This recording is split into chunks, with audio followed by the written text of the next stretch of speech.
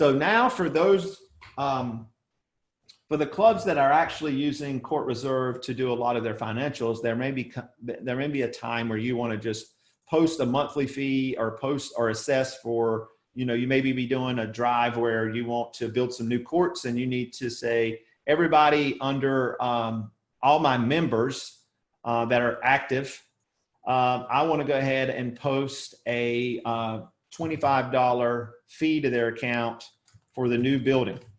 Okay. So now look at what it's doing. It's going to give you, based on my filter, it's going to give you all of the members that match that filter and allow you to post this one-time miscellaneous fee to that particular account or accounts.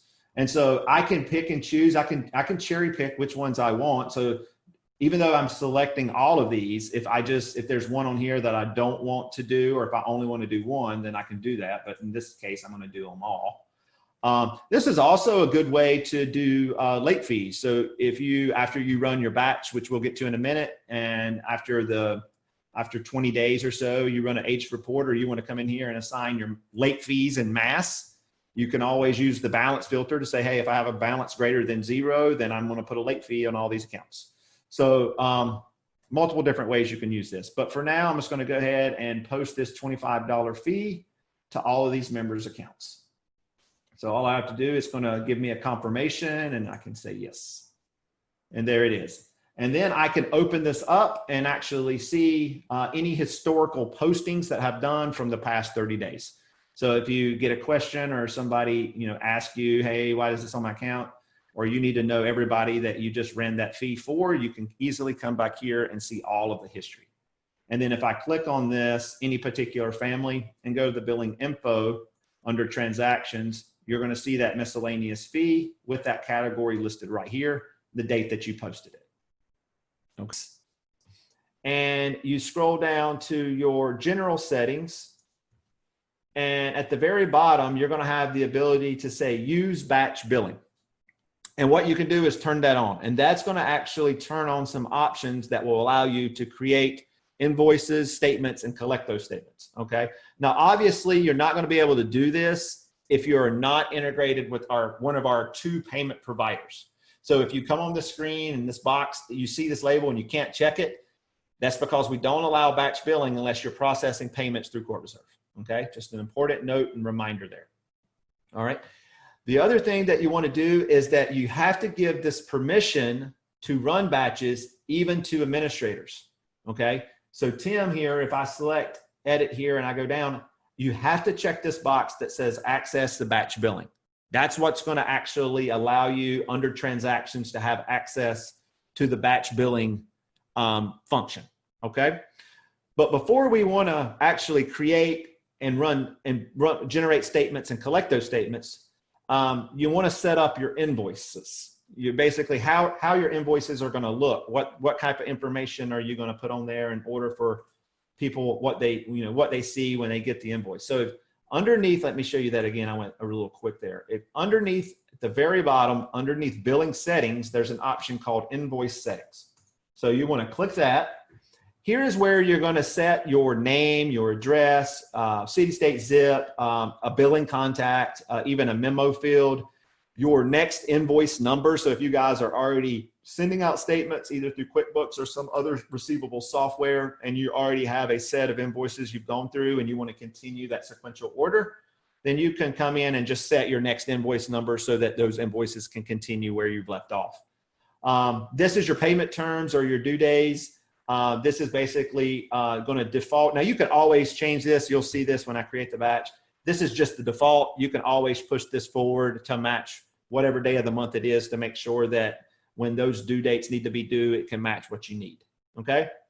You can also override your logo for your invoices. We're going to default it to be the invoice or the organization logo that you've already uploaded. But if for some reason you want to override your invoices with a different logo, you can absolutely do that.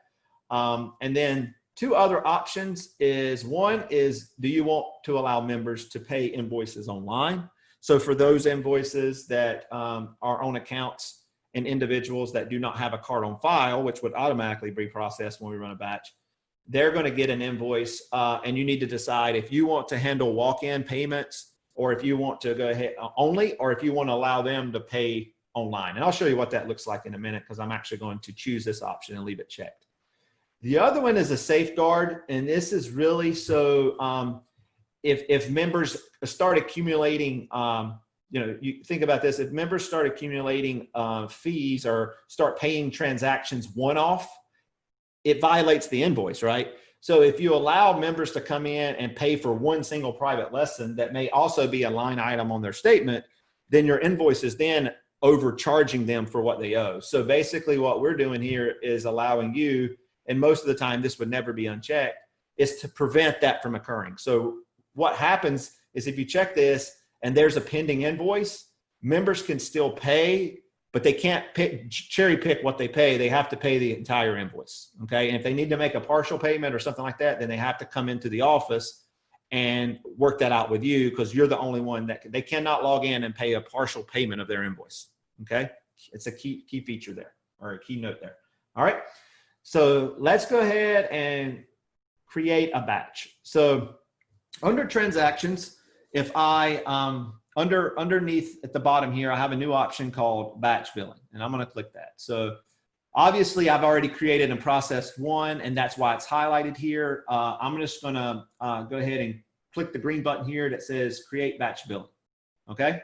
So what this is going to do is it's going to let you, set some filtering based on how you want to actually generate and accumulate and set this batch up for sending out statements. Okay. So for this run, I'm going to just say, I want to charge all my memberships. Now, the reason we put these filters here was to make it very flexible for you to bill who you wanted to bill, when you wanted to bill. So for some reason, if you have a summer membership, for example, and you don't want to bill your summer membership till the summer, then you may want to exclude those. And so you can do that by just picking the memberships here that you want. So for this one though, I'm just going to just pick member.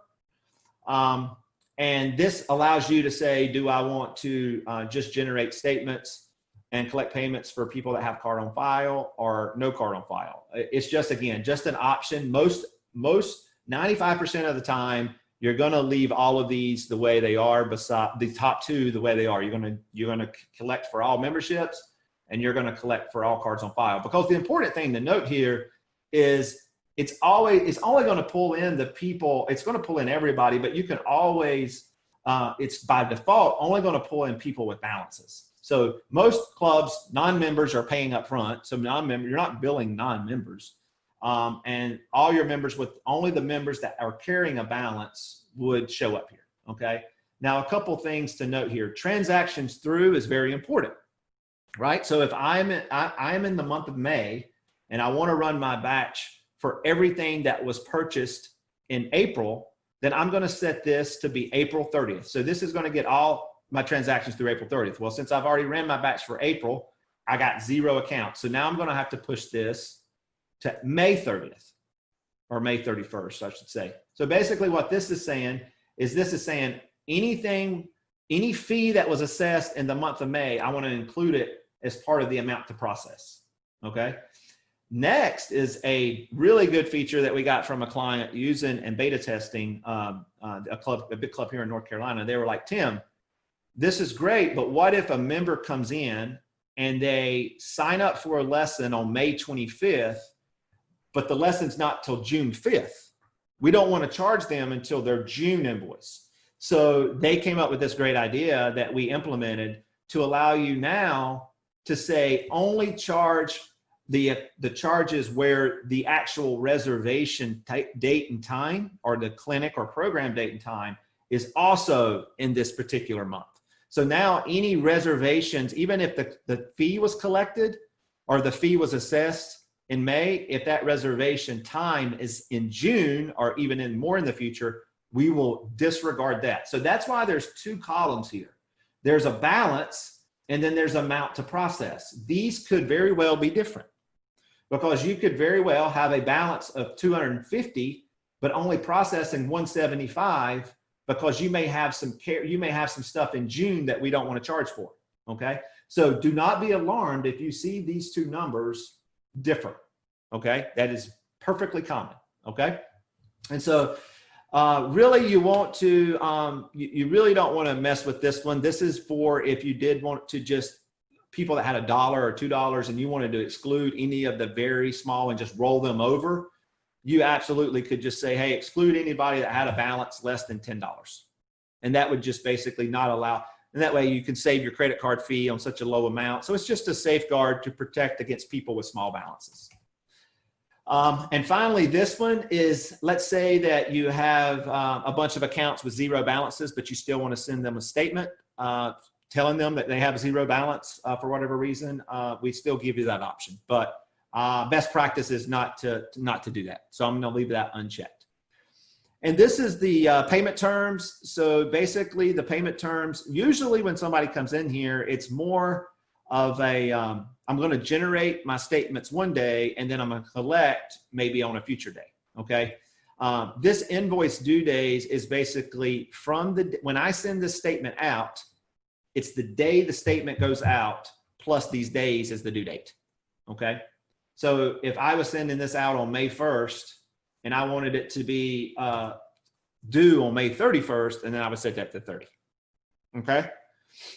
So now is the important two options here. So we found this also out from our big club that they said most tennis clubs don't do generate and collect at the same time. Okay. So we actually now present and default what they said would be the common scenario for a club. But we still left our generate and collect in for those that did want to do it. So basically what I'm going to do here is I'm going to generate invoices only. So what that's going to do is basically just collect all of the amounts to process and send all of these people a statement, letting them know that either I've collected their money, if they have a card on file, or I'm going to collect their money, I'm sorry, because this is just generate invoices only, I misspoke. This is going to say, hey, if you have the email will say, if you have a card on file, we will charge it. Otherwise, I don't know what the exact email verbiage is, but there is multiple different emails in there based on if you have a card on file, if you don't have a card on file, if your payment gets declined, etc. Okay. So what I'm going to do now is I'm going to go ahead and now I got everything set up. I'm going to go ahead and process this batch to generate these invoices. So all I got to do is click save. It's going to give me a warning or confirmation, and I'm going to say yes. And now what it's going to do is it's going to take me to this progressing page, and it's going to boom. Okay, so it went really, really fast because I only had like 6 people. So it actually went in and created in a matter of seconds all 9 invoices and emailed those 9 invoices out to everybody. Okay. If I click on view batch billings now, you're going to see my batch that I just created is sitting up here. It's going to tell me I generated 9 invoices. I billed for $465.83. I have collected nothing yet because I just sent the invoices. So $465 is still pending. Nothing can be declined and nothing's voided. Okay. Now I could also click on invoices here and I can see all of my invoices I've created, and I can also see the status of all those invoices. Now, the cool thing is I can actually break down and get into those line items right here from the admin if I like. So I can actually come in here, open up an invoice, see the summation or aggregation at the top level. And then if I wanted to dive in, I could actually dive into any of these to see what date they were on. Okay. All right. So that's a really good way. We give you full control over all that. We could also even click this view button here if you wanted to actually see what that membership looked like for the customer. And you can even download it. So if somebody walks in and they want an invoice, we'll give you that invoice. And here it is. It's showing you the status, your logo, showing you everything about that particular invoice that all the items that we just generated. You also have another option here called invoice breakdown. You click that and then it breaks down the invoices at the detailed level. So and the user, the cool thing about this, and I'll show this in just a minute, the user can do the same thing in the member portal. So now there's no more questioning you on why did I get charged $75 for private lessons? Like when did I take these? Like every private lesson that a child or a member takes would be listed one by one. Every single cardio tennis clinic would be listed one by one. Any miscellaneous fees listed one by one. So a really good way to break down invoices, okay? So I'm gonna jump back over to here, all right? Also a log file. So everything that we process, every single thing that we do with a batch is logged, okay? And so if you ever wanna see the status or why something got declined or if something got created, what amount, you just look in the log file, and you can even export this to Excel if you like, if somebody needs to see it, okay? So I'm gonna jump back over here to details. And now it's time, we sent this, let's say we sent these, let's pretend and say we sent these statements out on the 1st, and now it's the middle of the month and we need to collect our $465, okay? So now what's gonna happen is I can now click this button called Collect Payments. And what this is going to do is actually go in and try to charge every single account that has a card on file. And then if they don't have a card on file, it's going to send a message to the users reminding them now that they can log in and pay. Okay. So if I hit yes here, it's going to go through that same progress here, and it's going to go ahead and kick off the payment process. And there you go. So basically the only collection that happened was on the Owens account for $175 because I'm the only one that had a card on file. Everybody else had no cards on file, so it just skips them and leaves the invoice in a pending state. So if I view this batch now and look at the invoices, I now have all my paid invoices sitting here paid, all my pending ones waiting to be paid online in a pending state.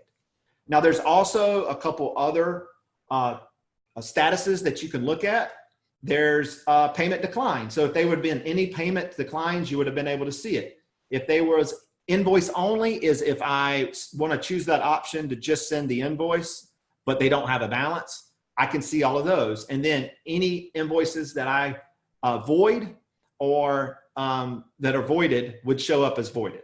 Okay. So if you did somebody got mistakenly charged and they're like, hey, I'm not even a member anymore. Why'd you generate a statement for me? You can just go in and void, and that will show up as voided, okay? So that's the whole generation, that's the batch process. Now what you can do is if people walk in and they're coming in to pay, so let's say Bailey here. Bailey comes in and wants to pay her account. So I can click on Bailey's account. I now have a pay invoice button here. So if Bailey walks in and I search for Bailey like I did up there, then when I land on her, it's going to go right to my billing info and I can see a pay invoice right here. And so this is actually going to be a way that the admin or the front desk or whoever can walk in and pay and have that person accept a check. So if you got a Dropbox and you're going through all your checks, this is how you're coming in and actually logging and paying your invoices. Okay. Now, if I was on the member portal, and I meant to show you this before I actually ran collection, but I forgot. So just forgive me. If I'm on the member portal and I have a pending invoice, I can always go to my profile now and I can actually click on invoices. So now I can click on the invoices tab and I can see all of the invoices that have generated. And if I were one of those that were in pending, I would have a pay button where I could pay it. But even if it's paid, I can come in here and click details and see the invoice and see the nice little paid stamp, and then even go to that invoice breakdown and see my invoice details all from the member portal.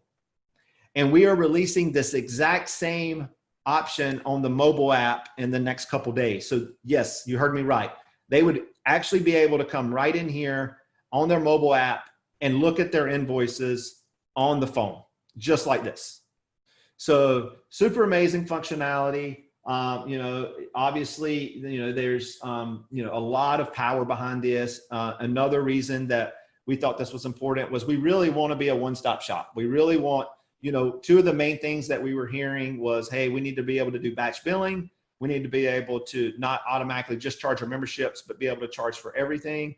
And even though those point of sale items, I'm not showing point of sale here, but even if you have point of sale and you want to use our point of sale feature and you want to charge drinks and items in your shop, those can get collected in the invoice as well. So anyway, that's batch billing 101. Now, obviously, you know, again, as a reminder, you have to be on one of our payment providers. And, you know, we'd be glad to help you get set up. And even if you're not now and this intrigues you, it's a good opportunity now while you have the time to maybe make the switch. Okay. So that's batch billing. I'm actually, you know, before we go into the last part of the webinar, which is what's coming, I would be glad to field any questions that you have. And I don't know if Ashley can unmute or if there's any questions that come in and that she wants to share with me and ask. But I'm going to try to find, let's see, looks like they're, okay. So I got it, Ashley. So right now there's only one question, and it said, when selecting a check payment method, is there anywhere where you can record the check number in the system? Very good question. Right now, the answer to that is no. Not in certain areas there is, but not in it's not in every area.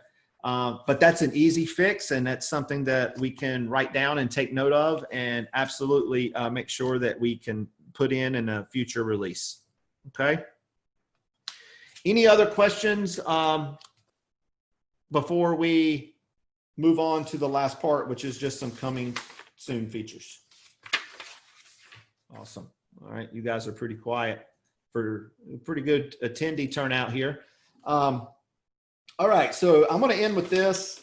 You know, obviously, point of sale has been a big hit for us. We're going to be going live to everybody that's interested in point of sale on Monday.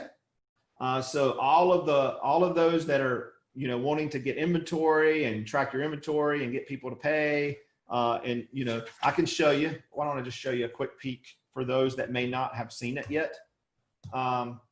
So our point of sale system is all integrated. Okay. So it basically looks like this. So you can launch point of sale.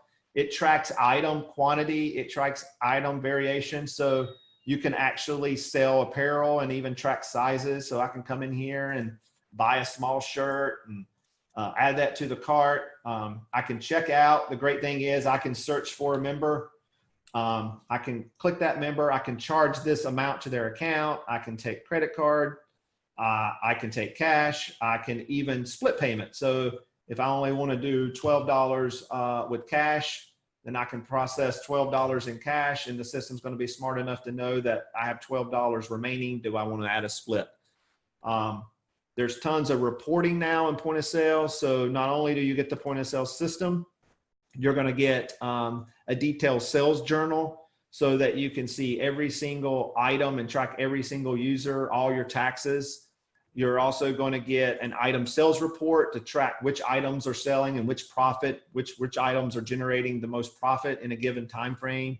Inventory valuation report, so you can see basically of the items that you have on hand, what is the value of those items, and then obviously to make your accountants happy, we now have a sales tax report that will allow you to generate your sales tax for any point of sale items that are generated. The one reason that we haven't released point of sale before now is that we've been working with clients getting feedback, and we're going to even be changing the interface even more. So even though you may want to go ahead and start using it now for your shop and your retail items, we're actually going to be bringing in the ability to do events and court reservations in this interface and moving to more of a court reserve front desk. So basically you're going to have a full court reserve front desk that your front desk people can see, and they'll have everything. They'll have the ability for people to walk up, buy a Coke, book a court, sign up for a clinic in one transaction. And you don't have to bounce back and forth between the point of sale and the scheduler to do your reservations. And people have been asking, hey, can we tax our lessons? Can we tax our court time?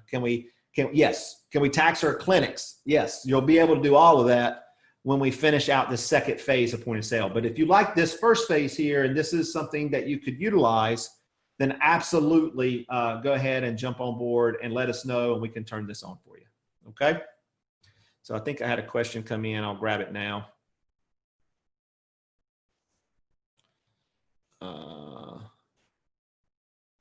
Nope, that was just Ashley talking to me. So the last thing I'll leave you with is just giving you some of our coming soon. So what we're working on now is a couple big ones. One is what we're calling pre-authorizations. So we keep hearing, especially from these big public facilities, I think LaFortune, the big LaFortune Tennis Club in Tulsa, Melissa McCorkle, she's on this call, and this is probably going to be music to her ears. For those public facilities that are generating public court time, sometimes and even not public court time, maybe just events, right? And programs that you're signing people up for, and that you want them to reserve a spot, but you don't necessarily want to charge their card, but you want a way to them to secure the reservation or secure the court time with a credit card. So that way, the reason this is beneficial is, let's say it gets rained out, or let's say you don't meet the minimum number to have it, you can just cancel it. And then since they're all pre-auths, nobody gets charged, and you don't have to incur any time to process refunds, none of that. So pre-authorizations is a key feature that I think a lot of people will be able to use. And then that way, the authorization, as long as the event's happened, then the authorization can automatically just kick in, and at that point, charge the card at the time of the reservation, as long as it hasn't been canceled. Okay, so that will help a lot on impending refunds and the sort. Okay. Secondly, we want to keep our accountants. As we bring on bigger and bigger tennis clubs, one of the things we kept hearing was, hey, we see that all of your revenue summary information here. So if I go look in here, they're like, that's really, this is really good information, but we really want, actually it's the sales report. This is really good for our tennis folks, but our accountants hate it, because the accountants run off GL codes. They run off accounting groups or revenue categories. So we're going to give you the ability in the next couple of weeks to actually create a revenue or multiple revenue categories, be able to assign a GL code, so your general ledger code that matches your accounts receivable software, and then map multiple reservation types, event categories, miscellaneous fees, and membership fees to those revenue categories. So that way, if you have multiple private lesson, if you have private lesson 60-minute, private lesson 90-minute, private lesson 120, then that's fine on the tennis side and on the tennis reporting. But guess what? The accountants just want to see one GL code for private lessons. And so now you're going to be able to do that. So all the reporting, we're going to be building a new revenue summary, where the new revenue summary is going to be actually, and this is going to be changed to be called payment summary or end of day cash out report.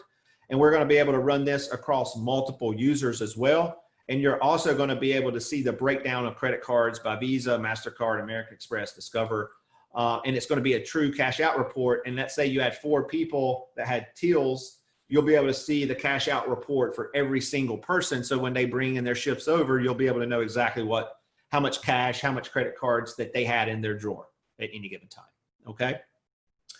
Right along the same lines is our Bolt integration. So for those that are using the hardware, our credit card machines with Card Connect, the biggest thing for you right now is that the credit card, when you take a transaction in Court Reserve, it doesn't feed over to the actual credit card machine. So that process is almost done. So what's going to happen now is, now when you process and hit the pay button and say credit card, guess what? It's going to know the device to send it to. The device will light up. You can even put a Court Reserve logo on there, or your logo, I'm sorry.